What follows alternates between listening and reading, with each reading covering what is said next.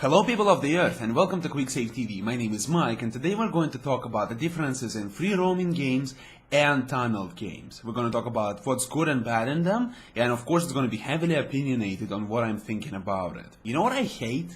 I hate my body. I hate my brain for being an asshole sometimes and finding motivations in things I would never do, but my body is like the biggest bitch of all time. Brain. Come on, buddy, get up! We have 3 videos to make. We have to keep up with Amnesia. We have to keep up with reviews of games. We have about 15 of them to review. We need to plan out the next daily. We have to answer the questions. We have to see how many subscriptions we've got last night. We got to stand up. It's 8 in the morning. We only have 24 hours in a day. We cannot sleep more. Get up. Buddy. Yeah, man. Yeah. I understand. Yeah, give me a minute. Yeah, 10 minutes stops. I gotta stand up. Yes, I understand. Yeah, okay. 10 minutes. And what do you think? No matter how many minutes you give to it, it's never enough. Because 10 to 15 minutes in the body language is about 2 to 3 hours. Okay, now on with the daily. So today we're going to talk about, as I said, free roaming games and tunneled games, the way I see them and what's different about them. Let's go ahead and talk about the free roaming games first. Now, the thing that characterizes free roaming games out of tunneled games is the fact that you are free to travel different locations. You are free to explore the game world the way you want. You're not forced to follow a specific storyline. You're not forced to follow specific quests. No, you're not forced to follow specific missions or quests or whatever. You're free to select what you're going to do. You're free to select how you're going to perceive it. And you know, the reason I'm saying not forced to follow missions, because some games rely on that and they are considered free roaming, is because mission based is forcing you to do specific things. So it's not a true free roaming. It's a tunneled game with deviations, about which we're going to talk in just a moment. Of course, important thing to notice about free roaming games is the fact that you are overwhelmed with opportunity. There's so many things you can do. Take Morrowind, for example. You get into this country of Morrowind, and you got on a prisoner's boat, and they grant you freedom, in essence, and you're free to do whatever you want. They don't give you any directions. They don't ask you to do anything. You kind of pop in there like a mushroom out of rain, after rain in a forest, and you're just free to do your own shit. Whatever you want to do, do it. You want to go to a cave? Do it. You want to go to another cave? Do it. And not necessarily in every cave you will meet the challenge that is proportionate to your own. For instance, one of my interesting experiences in Morrowind was, of course I played Morrowind after Oblivion, but the fact is, so I go into this cave, and there's some bunch of bandits there, right? And I'm like a boss, I kill those bandits, everything's fine, and I go underwater. And I'm like, oh, there's a chest over there, I'll go fetch it. What do you think? As I go deeper and deeper into the water, I find a Drogir, or whatever the name, no, it's this spider-like creature, which has like 4 legs, and it swims really quickly in water, and I'm like totally fucked, and I cannot escape it, and I die there. And I'm like, that's a reasonable challenge, and how the fuck am I supposed to kill it? You know what I'm saying? So, it's not necessarily a proportionate challenge to your own. So it's not necessarily the challenge that you can necessarily defeat at this specific point in the game. That's the true characteristic of free roaming games. Nobody cares how you're going to do that, but the developers put all the things for you to enjoy the game. But you're not necessarily able to do many things in the game. Another example is Terraria. You go around, and there are specific locations in the game which you cannot necessarily overcome right now. Why? Because they're too difficult, or you don't have necessary tools. For example, too difficult example. If you go to a corrupted area, there's those flying assholes, and you cannot kill them. It's very difficult to kill them without proper weaponry. But if you have a minigun, yeah, it's obviously much easier, and much more, you will advance much more rapidly, and at the same time it's going to cost much more money for you. At the same time, there are locations which are filled with obsidian, and obsidian cannot be farmed unless you have the proper tools. And even if you do, it still is, it still takes a lot of time. So there are 2 types of free roaming games. There are, how I divide them. There are real free roaming games, and there are boxed free roaming games. Now let me give you a general understanding of what I'm talking about. Real free roaming games are games that are really free roaming. You're given a world and you can explore it the way you want, the way you perceive things. You go around and you explore it the way you want. No one obliges you to do anything.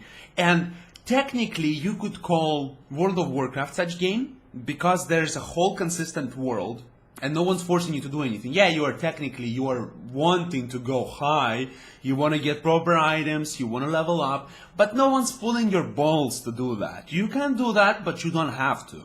You can just go ahead, take a fishing rod, and you're going to fish your day off. However you want to spend your time is fine. Another great example is Oblivion. In Oblivion, you are this prisoner, and you slowly, during the process of the tutorial, you get free. You are granted freedom. And in essence, you don't have to do anything. There is a storyline. Fuck that, it's not important. Take me, for example. I played Oblivion for about, a rough estimation here, about 1,000 hours. In this 1,000 hours, I explored so many things in the game. I know the game in and out, but I never beat the main story. And I'm going to tell you why. I never beat the main story because I don't want to. I choose not to. Because for me, I'm an explorer at heart. If there's there's no mystery for me in something, I do not care about it. I do not care for it. There are rare examples of games which I beat even though I know what's happening in the games. And I didn't want it to Oblivion to become this way because I really love the game up to this day. Today, if I get my city, right, I can install the game and I will still enjoy it. Mark my words. And I just played it. I played it a month before Skyrim came out. That's the testimony to what I said right now. I can prove it. I can back it up. Because there's still mystery to me in Oblivion. And I've seen the ending videos. I've seen what happens. I know what happens. It doesn't matter to me. I didn't do that. Thus, it didn't happen in my book. And it's still interesting for me. That's the true charm of free roaming. The next type of the free roaming games are boxed free roaming games. Now, this kind of games I hate for a very simple reason. I'm going to tell you why in just a moment. So, these games, the great examples of those would be Gothic 3 or Kingdoms of Amalur Reckoning. Now, how do we understand a free roaming boxed game? So, in essence, you're kind of free roaming, but it's kind of boxed. In theory, Gothic 3 could be considered a linear deviating game, but I wanted to include it here just to illustrate the example. You are advancing through the story, through the world, in a specific pattern that is narrated by the developers. There's not so much freedom for you to find there, and at the same time, there's this boxed locations. So there's, for example, there's this forest with wolves, and then there's another location to the right. There's the swamp.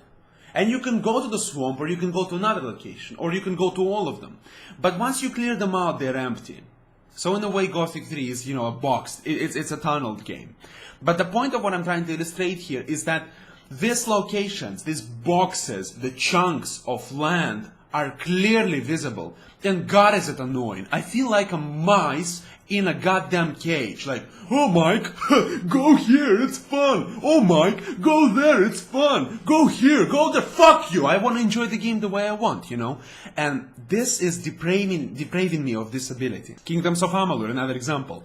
In this game, there's again these chunks of land, stupid forest, another stupid forest, another stupid forest, another stupid swamp, And in these locations, there's specific places, the spots, in which enemies respawn, which you can farm until your eyes fall out of the orbits, right? But the point is, no matter how much you farm, once you sin it once, you sin it all. Because no matter who spawns in these locations, no matter how they spawn in this location, no matter how it's designed, the location is boxed and it's engraved in your brain. Because, like, for example, if you want to ask me, Mike, how was your Gothic 3 experience? I'll be like, I went from one box to another box to another box to another box to another box. God, I hate these boxes. Oh, I love this box in which I found the blade. Oh, I liked another box. There was a bunch of wolves there. Oh, I like this box. There was a bunch of bears there. What is this? It's not true experience. It's boxed experience. Whereas in a game like Skyrim, which is a true free roaming game, like, you're gonna ask me, Mike, what was your experiences in Skyrim? Oh, I explored the city, it was amazing. Oh, I went to Markarth. God, the city is built from, with dwarven architecture and shit, and I can explore every little piece of it, and I went here and there and there and there, and I enjoyed it so much. Whereas, or for example, in World of Warcraft, Mike, what was your experience with World of Warcraft? I took a fucking fishing rod, and I've been fishing the whole day, and I did not regret it. So kiss my ass, I loved it. And I'm not gonna say, oh, I went to this box and I did something that developers placed there. No, I went to the place only I know about and I started fishing for shoes. Don't ask me, I loved it. Now that I so colorfully illustrated the pluses of free roaming games, let me go ahead and illustrate some minuses. The first and foremost, the problem with free roaming games for many people, which is perfectly understandable, is this excessive amount of opportunity scares people off, especially people who do not want to be challenged, or do not want to be, how to put it, left without a specific task to do. Generally, it's difficult for people who are unable to manage themselves. It's not a pun against you. It's a goddamn ugly truth. Agree or disagree, your goddamn problem, okay? But I'm not trying to insult you. It's just the way I perceive it, okay? Because for me, game is a simulator, a cheap way to learn to do things, okay? Like, for example, when in Mass Effect 2, impossible mission, okay? What do you do in impossible mission? You take decisions, and these decisions will influence lives. And if you are mistaken, people will die. Your people, the ones you are responsible for. And if you goddamn cannot take right decisions in a goddamn game, how are you gonna make correct decisions in life? Okay? That's what I'm saying. That's very simple. The game is a very cheap simulator to raise your strategical thinking, to raise your logic, to raise your ability to take difficult decisions on the spot, okay? This is what it is, and that's what inspires me in gaming, and that's why I believe that gaming is art. It's a true form of art, different from pictures or music or whatever, and this difference is great, okay? And this is what's important. Or in Amnesia, where you're forced to play, delusional character which has hallucinations and etc. Try to overcome it. Try to see the world from his goddamn perspective. He doesn't know what the hell is right in his head and what the hell is his hallucinations. He's afraid of the dark. His heart starts beating fast, but at the same time there's goddamn monsters are trying to kill him, you know. This is a cheap simulation. Obviously not everyone can become a leader of an intergalactic team that has to save the universe, right? And obviously not everyone is a delusional, schizophrenic and a paranoid fuck, right? But you can see that in the game from his perspective, which is awesome. Okay, enough. This is getting overboard. This is going to be a very long daily. Let's talk a little bit about tunneled games. So tunneled games they have several advantages over the free roaming games. They're much easier to design. The developers have much more control over the way you experience things. For example, in tunneled games, you see these cool cinematics very often. You don't see them in Skyrim at all. You see this amazing, scripted events, like in Call of Duty, right? You go in and there's like explosions, there's like, Nikolai, poch, poch, poch, poch, poch. And you're like, no, you Russian bitch, you're going to die. No, it actually sounds Russian. Well, anyway, you understand what I'm saying, right? There's a lot of scripts that can be implemented, the strong story corrections, and, the control of developers over the way you perceive things and see things, just the way they want, just as much as they want. Strong control, much easier to make. And for small developer teams, some would argue that, linear game is much easier to make, which is not true anymore. With the games such as Minecraft and Terraria that came out, that are true free roaming games, true in its nature, not boxed or whatever, Terraria and Minecraft are the shit. You never played them, you suck dick. Go ahead and play them right now. You can hate them, you can love them, but it's a true testament to the indie developer's strength. It's amazing. There's no way to describe it. You don't have to love it. I hated Minecraft at first. I love it now. And I know just the reasons why I do. True free roaming games, Terraria and Minecraft, amazing games made by indie developers. So, you thought it's hard? Take a look at them. They made it. It's awesome. It doesn't look beautiful. It doesn't have to. It's amazing. Next. So there are two types of, tunneled games. I consider them, some call them train. I call them straight tunnel. And another ones are deviating tunnels. Now, how does it work? In case of a tunnel, you're always going to the same strict goal. Whereas in a free roaming game, there is no there might be, but the game else will not end at this, else it's not a priority one, and it doesn't have to be. Whereas in a tunnel game, there's always a number one priority. Kill a bad guy, save the galaxy, save the world from ruin, find your mother, whatever it can be. You can think of anything. Straight Tunnel is the kind of game that it was another arm, I think. Straight Tunnel is the kind of game that takes you on the train and just takes you there towards the location, okay? Takes you there without any deviations. Even if there are deviations, they're scripted and they are like this, Call of Duty, great example. User has no power in decision making as such. There's no decision making. There is none. You have no freedom in what's happening on the screen. You just play the game. And you perceive the story from the perspective of the character. One of the positive things of that is that you see the story exactly as it was meant to be told.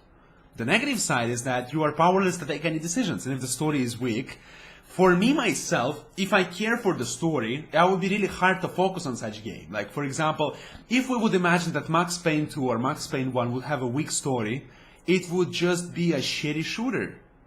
Because it's very tunneled. There's no power in decision making, but because the story is amazing, it propels you towards it and gives you motivation to get to the end of the tunnel. The deviating tunneled game is the kind of game in which you go to the same goal, but there are certain paths toward it. You can select any of them. There can be as deviated as possible, you know, whatever you want, but you're still going towards the same goal. And majority of the times, developers, just to be considered a game that gives deviation, they say, oh, we have 5 endings. Well, fuck you, I don't give a fuck about endings. I want to have power in decision makings. I don't want to just have the ending, okay? It's like they say, like, you go like this, you go, wow! 5 endings! Can you imagine? In the end of the tunnel, 5 endings! And you're like, oh my god! Why don't I play it 5 more times? Like 4 more times? No thanks. The other deviating games such as Mass Effect, they give you a tunnel, but they give you critical decisions. Like, for example, whether you choose to save this person or not, right? And it goes like this. And there's, from each of these points, you can reach the end of the game. And there are more deviations on the way. This is amazing. And games such as Mass Effect, they really give you an opportunity to make decisions and be responsible for them. That's a great example of a tunneled game. Well-designed, great tunneled game with a great storyline. And in case of Mass Effect 2 and 1, relatively good gameplay, okay? I don't think they have great gameplay. I don't really enjoy it. But this, you know, this decision making, this is great. You know, simulator of leadership if you want. Oh yeah, and I forgot to give you examples, right? So straight tunnel are majority of the games you play today. Examples: Battlefield 3 campaign, Modern Warfare 3 campaign, Modern Warfare 2 campaign. Another example, Serious Sam 2. Another example, say, let's say Braid. Another example, Super Meat Boy. Okay? Well, no matter how silly it sounds, it is. Another example, Limbo. Another example, Swords and Soldiers. Okay, like any game today, Unreal Tournament 3, Amnesia. This is all tunneled game. There's no decision making in the process. There's none. At least I didn't see in an Amnesia. Next, the deviating tunnels are Mass Effect 2, Mass Effect 3, Mass Effect 1 to an extent. Yeah, it actually is. Then we have, there are so few and, you know, so few good ones. Brain, help me out. Fuck you. Thank you, Brain. Memory, anything. Just give me anything right now. Dragon Age 1. Dragon Age 2 not so much. Dragon Age 1. Что еще? Давай. Вспоминай. That's all I can think about right now. Forgive me, my brain is dead. So, what are the problems with tunneled games, in my opinion? They give you a very straight experiences, a very straight storytelling, but they do not encourage the player's exploration, the player's creativity. There's no encouragement as such, because, how to put it, they can influence your senses, but they are just a very, very little, a slight deviation from art such as movie or picture. The painting on a goddamn wall can arouse your senses, can arouse your creativity, but not stimulate it, okay? It can show you something that will provoke a certain reaction from you, or arouse you, but will not make you a creative person. Listening to music might arouse your senses, might arouse your thinking ability if you're listening to something that something that matters. If you're listening to Sabaton, if you're listening to Rise Against, especially if you're listening to whatever raises the users, you know, the listeners' attention, you know, in important issues. Other music, if you're listening to something like dubstep, you're not going to be, you know, provoked to think about something. But if you are playing a game that is tunneled, you are not, again, you're aroused, you're happy, but you're not thinking, okay? It's like a no-brainer. You just do shit and it happens.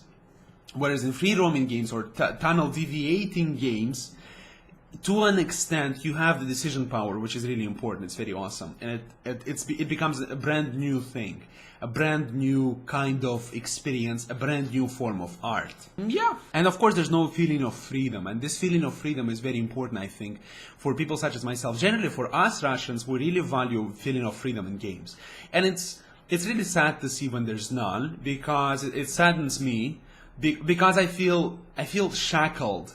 I feel forced to do shit, and I don't like to be forced to do shit. I don't take shit from anybody. And the same in games. When I'd rather make a bad decision and make it myself, rather than follow somebody else's decision of somebody else I don't respect or don't enjoy listening to. You know what I'm saying? Like, I'd rather make my mistakes than see somebody else make his mistakes. That is it. Maybe I am a fool, but at least I'm responsible for my decisions. And that was 24 minutes of pure recording. I hope it's going to get shorter during editing, but I wouldn't hope so much. I thank you so much for watching. Thank you so much for listening. If you enjoyed the video and my talk, please go ahead and subscribe to my channel in order to support my work and get notified when new content becomes available. I thank you so much for listening. Thank you so much for watching. Have a great day, and bye-bye.